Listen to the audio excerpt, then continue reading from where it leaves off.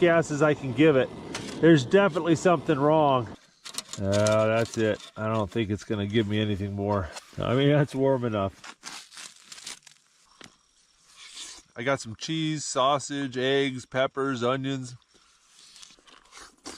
Oh, that was good. If you're gonna carry your own water with you anyways, there's really no advantage to having dehydrated meals versus prepared meals. And the frozen prepared meals just taste so much better.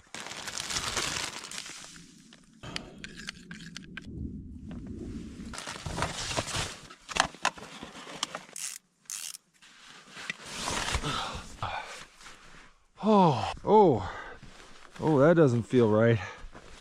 Oh, my right knee does not feel good.